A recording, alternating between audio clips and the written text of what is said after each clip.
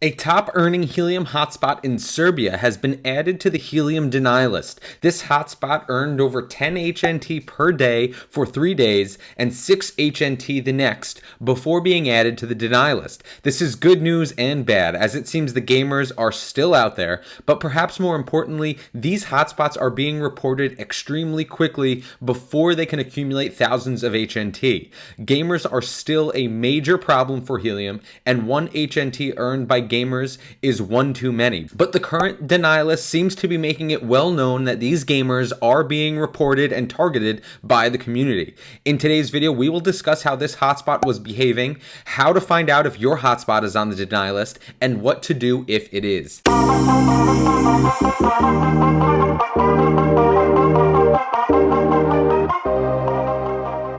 What is up, everybody, and welcome back to another video here on the Crypto Compound channel. Thank you all so much for being here. I hope you guys are having a great day. Please hit that like and subscribe on the way in to stay up to date in the latest Helium and HNT news and analysis. Today's video, we are going to be taking a look at a recently added hotspot to the Helium deny list. This deny list is public. We will go through how to view it, how to check if your hotspot is on it, and what to do if it is. As we can see on the screen here, Virtual Onyx Puma in Sombor, Serbia is one of the latest hotspots to be added to the deny list, and as we can see over here, it is ranked as one of the top earning, or in fact, the top earning hotspot on the Helium network, according to Helium board here. As we can see, 5.9 HNT in the last 24-hour period, 45 total rewards. And if we go over here, we can see that all of this earnings took place in a matter of only a few days, where they were earning about 11.5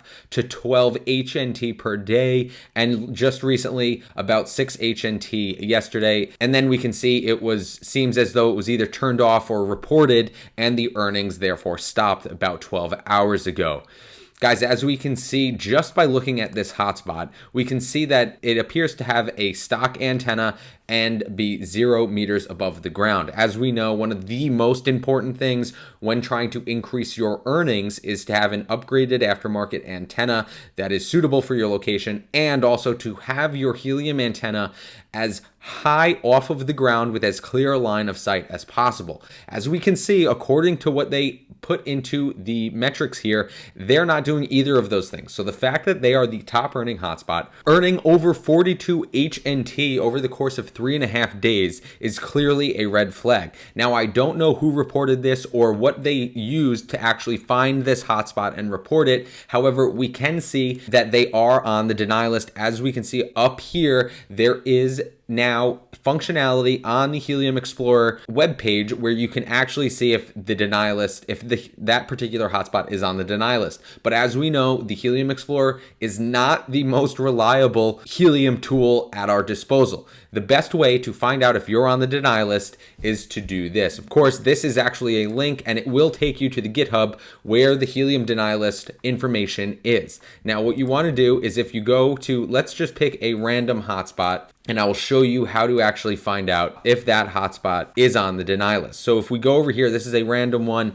Obviously, there is no big red on deny list button here, but what you would do to find out if you are on the deny list and this hasn't been updated yet is you will click this button here, which is basically your address, and that identifies this particular hotspot on the network. And once you click it, you can see that it gets copied there. Then if we go over to the GitHub page where the deny list is, we can actually see there's a denylist.csv. This is a file that has every address of every hotspot that is currently on the deny list. And what you have to do is you can simply click here and simply paste that address that you just copied, and as we can see, this hotspot is not on the deny list. For whatever reason, whatever you search here, the first option will always come up, and it might look like that's the hotspot you entered, but if you just look at the last few, you can see that there is actually no results here. And now if we go back to the Virtual Onyx Puma, which is on the deny list, and we copy that address and we go over here and we paste it into the GitHub, we can see that there is a result here.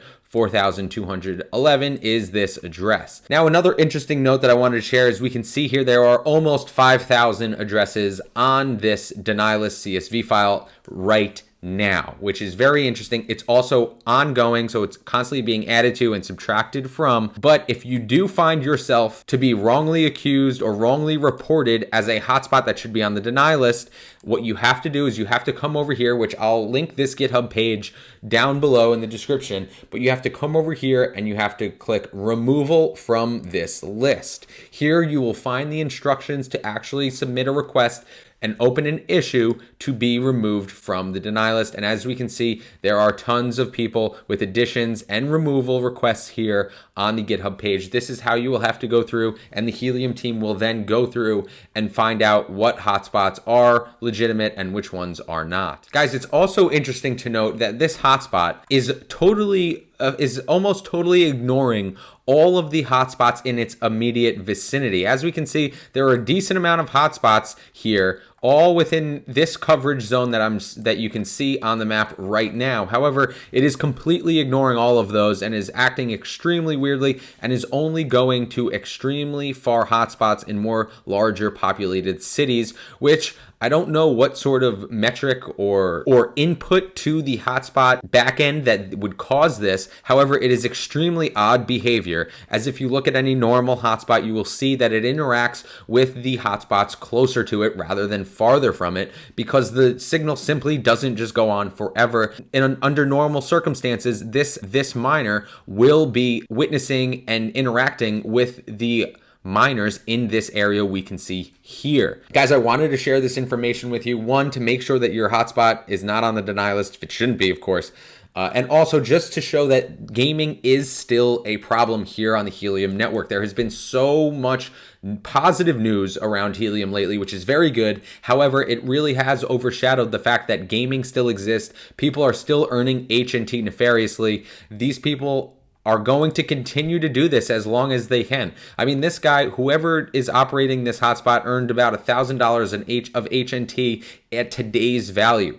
So that is still very high incentive for people to be doing this, and they earned that $1,000 at just today's value in a matter of 3.5 days. And of course, as HNT matures and evolves and grows, the price of HNT will increase, and these 42.7 HNT that they have earned will one day be worth a pretty large sum of money. So this is going to continue to happen as long as there are incentives for gamers to be doing this. We really have to stop this and stop all of the gaming on the network. If you guys see any very strange behavior hotspots that are doing things like this, make sure to try and report them via the GitHub to Helium to try and get these guys reported and off of the network. Guys, I hope this information was helpful. I hope we can continue to fight these gamers, get them completely off of the network. But guys, that is all I have for today's video. Let me know any comments or questions down below. Like I said, I'll put all the links down into the description box below so you guys can go and check out, make sure you're not being reported or on that deny list. But thank you guys all so much for being here. Thank you for watching until the end. Please hit that like and subscribe if you have not already. But just like